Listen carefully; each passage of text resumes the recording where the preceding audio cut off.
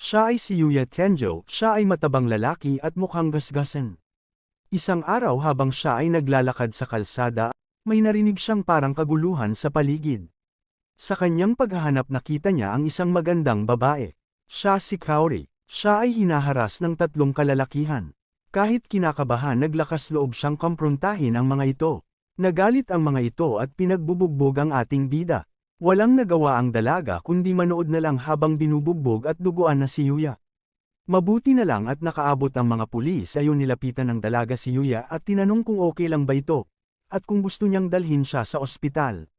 Sumagot naman siya na sa maniwala siya at sa hindi, sanay na ito sa ganitong pangyayari. Tumayo siya at naglakad paalis habang nakatingin si Kaori na may kasamang pag-aalala.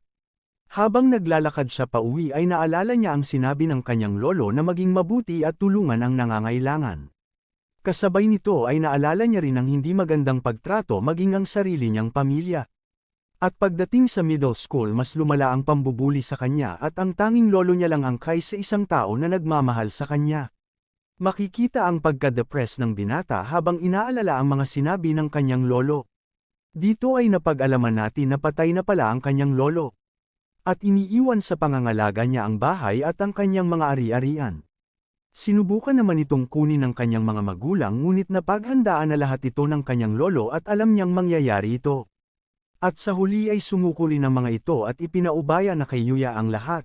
Ngunit ang kapalit naman nito ay itinakwil siya at pinutol ang lahat ng ugnayan nila sa kanya. Kaya nabuhay siyang mag-isa at napilitang kumuha ng part-time job. At sa wakas graduation day na masayang-masaya ang lahat ng estudyante maliban kay Yuya. Nakita niya ang kanyang yearbook na naglalaman ng masasakit na salita, at syempre hindi kumpleto ang kasiyahan sa eskwela hanggat hindi nabubuli ang binata. Pinagtulungan siyang bugbugin ng mga siga sa eskwela habang masayang nakatingin lamang ang mga estudyanteng naroon sa pinangyarihan.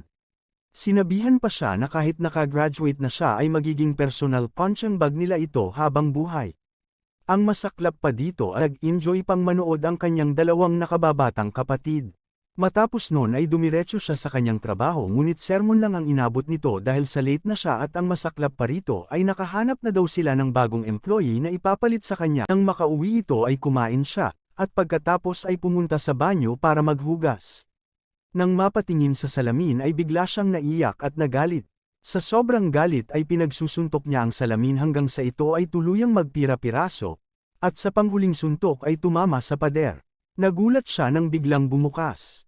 Isa pala itong sikretong pintuan, pagpasok niya ay bumungad ang iba't ibang uri ng gamit at artifacts. Naisip niyang pagmamay-ari ito ng kanyang lolo, dahil naalala niya na mahilig itong maglakbay sa iba't ibang panig ng mundo at sa pagbabalik nito ay marami siyang daladalang mga kakaibang bagay galing sa kanyang paglalakbay. May nakita siyang isang pinto na kainahinala, binuksan niya ito, pagpasok niya ay may bumungad na menu system sa harap niya. Hindi siya makapaniwala sa nakikita niya. Nagkaroon siya ng skill na appraisal at endurance.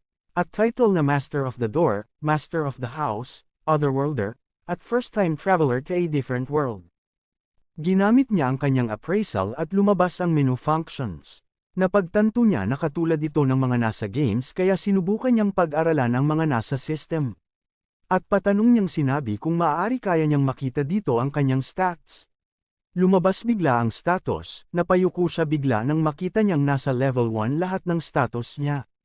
Binuksan niya ang bintana, tumingin sa labas at dito ay nakita niya na nasa ibang mundo na talaga siya. May nakita siyang sulat sa lamesa hindi niya ito mabasa, nag-isip siya kung meron bang paraan para mabasa ito. Biglang lumitaw ang menu function na may nakasulat na language comprehension can read, write and understand all language. Nabasa at naintindihan na Yuya ang sulat. Ito pala ay galing sa may-ari ng bahay na sinabing alam niyang hindi na magtatagal ang kanyang buhay kaya't kung sino man ang maunang makapunta doon ay sa kanya na lahat ang property na yun at yun na nga si Yuya. Nagtataka siya kung sino kaya ang sage na yun. Siguro ay ang kanyang lolo. Kinuha niya ang isang mahabang espada na may pangalang Omni Sword. Lumabas siya ng bahay para magsanay, at sa unang slash pa lang ay tumamba na ang lampa.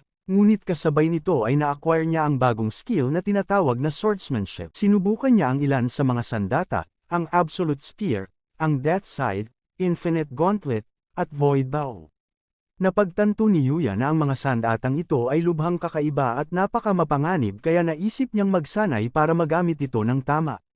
Nagulat ang binata nang may biglang nagtangkang sumugod sa kanya, ito pala ay isang level 300 na Bloody Ogre.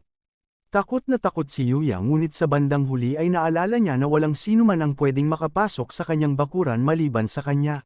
Sinubukan niya pang ihampas sa kanya ang binunot niyang malaking puno ngunit tumalbog lang ito pabalik. At sa wakas naisipan ni Yuya na subukan sa kanya ang hawak na sandata. Gamit ang buong lakas ibinato niya ang Absolute Spear sa halimaw at bomb, na one-shot kill lang ito at naging donut pa dahil nagawang batasin ng sibat ang katawan ng ogre. Nagulat si Yuya nang makita niya na nasa level 100 na siya agad. Kasabay nito ay pinulot niya ang mga drop items galing sa halimaw. Idinistribute naman niya ang mga level points na nakuha at nagpasya siya na okay na muna sa araw na yon at umuwi na muna ng bahay.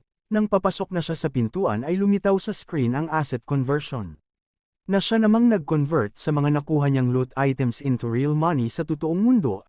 Kinagabihan ay nangyari na nga ang malaking transformation sa kanyang katawan na siya namang magiging simula ng malaking pagbabago sa kanyang buhay. Kinaumagahan pagkagising niya ay may naramdaman siyang pagbabago sa kanyang katawan.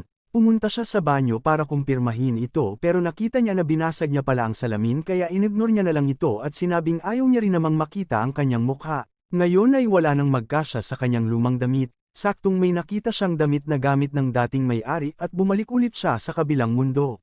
Diniligan niya ang mga halaman at gamit ang appraisal inalam niya ang mga tanim at namangha siya sa napakaraming gamit ng mga ito. At sa pangalawang pagkakataon may bumisita na namang halimaw sa tapat ng kanyang bakuran. Ito ay isang level 200 na Hell Slime. Pero ngayon ay kalmado na lang siya na hinarap ito. Gamit ang Absolute Spear na galing sa kanyang item box na one-shot kill na naman niya ito at naglabas ang pinaslang na halimaw ng drop items. Nakakuha siya ng isang rare item na tinatawag na Necklace of the Black Moon na may kakayahang mag-restore ng manas kasabay nito ay nag-level 150 na siya.